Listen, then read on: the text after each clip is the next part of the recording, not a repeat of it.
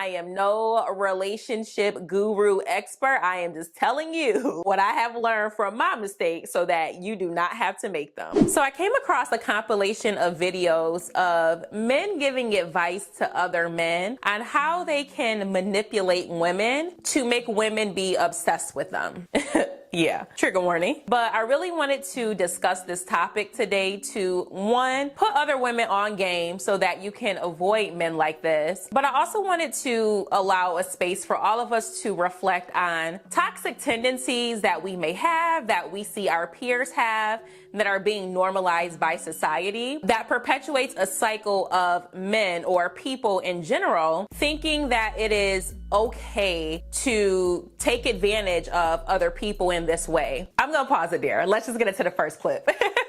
How men manipulate women to become obsessed with them. Here are 3 steps that they will take to look out for. Number 1, they search for an easy cooperative component, which is typically somebody very insecure, empathetic, and gullible. Ladies, I need us to understand that self-love, self-respect, boundaries are so important, because when we lack any of those things, we radiate that energy. And there are people who unfortunately seek out women like this because they know that they're easier to manipulate. This is why I am so big on self-love, doing shadow work, and really being honest about what your traumas, your insecurities are, and working on those things while you're single. That way, if you do start dating, you're not operating at a lower frequency. I know this could be a touchy topic, but I think accountability in situations like these where you're running into the same man, right? The same person, but in different bodies. It's important so that you don't develop a victim mentality.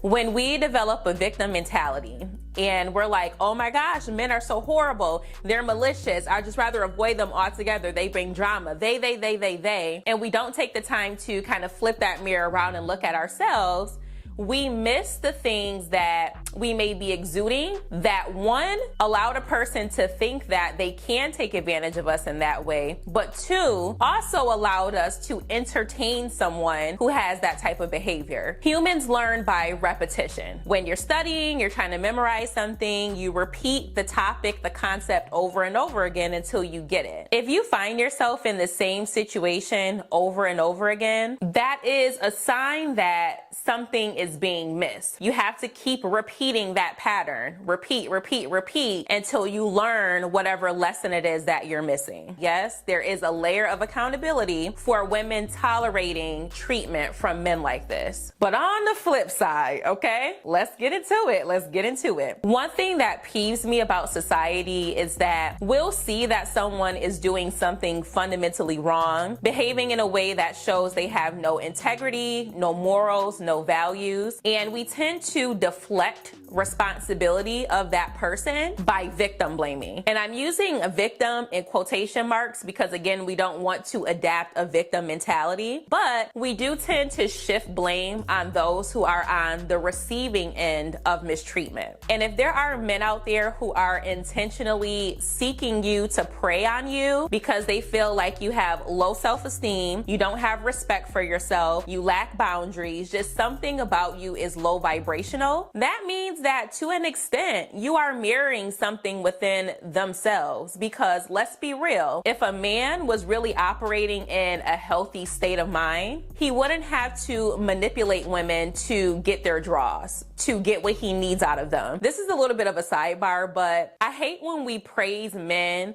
who are players, who lie, tell women whatever they want to hear in order to have sex with them, as if they're the man. No, you're a lame. If you have to lie and be manipulative to get sex from women, you're really not as player as you think you are. But anyway, I say all of that to say that I wish we held men accountable for that piece. You're on TikTok giving advice to other men on how to manipulate women. You're doing that so boldly, so proudly, because society thinks it's okay for you to do that. You're not seeing it from the lens of, damn, I'm a fucked up person. I am so desperate to get attention from women in the way that I want from them that I can't even be my real self. I have to manipulate, I have to lie, I have to be mischievous. Next clip. You need to be someone that she can rely on. That's going to be a key factor in what happens next. Her best friend, the one that she can talk to with everything, you need to replace that. You need to be that type of beacon that she could just rely on. She's going to vent to you about everything because no one understands her like you. Second thing I want you to do after this is leave. Leave everything. No reason, just dip. Then when she actually breaks down and goes to vent, her best friend's not going to do the job no more.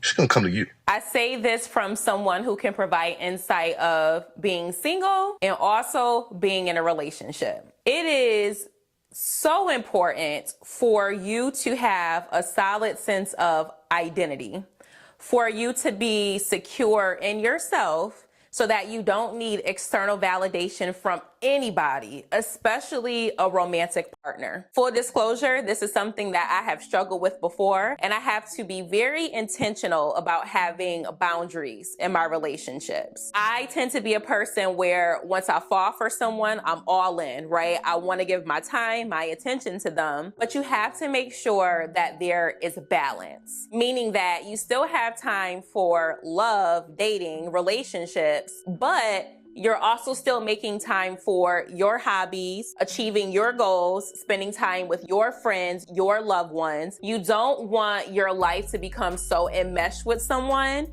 that you become codependent. They're your lover, they're your support system, they're everything to you because you've removed all of those other elements out of your life. One of my biggest pet peeves is when I'm friends with someone, then they get into a relationship and they automatically just pull back. And I understand that when you're in a relationship, there's gonna be some environments that you don't go into as much and you might not have as much free time, and I get that. But I'm talking about the people who completely disconnect from their friends because they're in a relationship. And then when they have problems or if they break up, they come and want to be your friend again. And then they get back with the person or they get into a new relationship and then they're out your life again. You're only cool with people on the condition that you don't have any poom poom or peen peen in your life that's gonna pull you away. Next clip. Fake your personality. Just ask her what's her type. Ask her what her ex was like. Because 9 times out of 10, right? She stayed with him. Keep it the same, fellas. Do not be trying to change it up at all. Ladies, I have 2 separate thoughts on this, okay? First and foremost, never tell a person you're dating what your type is. I have heard this advice repeatedly from men, but I finally get it. I want you to kind of think of this like a job interview. When you apply for a job, on the posting, they're gonna have all of the qualifications that they're looking for. I'm looking for an ambitious candidate, one who adapts well, who's a team player. You, being a person who wants that job, when you go into your interview, you're going to speak to those specific qualities that they're looking for because you want to show them that you're a good candidate. This is the same mentality that someone who is interested in dating you or having sex with you, whatever their intentions are going to use if you lay out everything that you want in a partner. You want somebody funny? Oh, I could be a comedian for you, baby. Oh, you say that you're an artistic person? Oh, bet. I love going to museums. It's my favorite thing to do. You say that you like to read? Oh, baby, I'm an intellect. You know, I love to read. I study English in college, right? You're giving them the blueprint to pretend to be who you want them to be so that they can get what they want from you. It's shitty. I know. People are shapeshifters out here, okay? They will put on a mask, pretend to be who you want them to be to get through that cute little honeymoon phase, and then you'll start to notice a sharp change in their behavior. And you're like, what the hell is going on? Like, all of a sudden they're switching up on me. They're not switching up on you. Their true colors are coming out. But because you've already painted a picture of who you want them to be because they were pretending to be who you want them to be, now you're not trusting your intuition. You're not using your discernment. You can say that you want someone to be authentic. You can say that, you know, you like to observe how someone operates and then you'll point out qualities from there. However, you got to answer the question, but be smart. Don't lay out the framework for someone to manipulate you. Second part of this, please use extreme caution when venting about what your ex did to you. Please note that I'm kind of drilling this into my head as I say it, right? When you think about it, there's really not a reason why we should go into detail about the trauma and the negative experiences that we had in the past relationship. You don't have to tell every little detail. So let's say you were with your ex for 10 years and they cheated on you the whole entire time, just dogged you out. If you're dating someone and you tell them, yeah, you know, my ex, he was a piece of shit. He put me through this and that. He cheated on me for the whole 10 years we were together. That person is gonna hear you and be like, well, did you not respect yourself? Like, what was going on where you tolerated that for 10 years?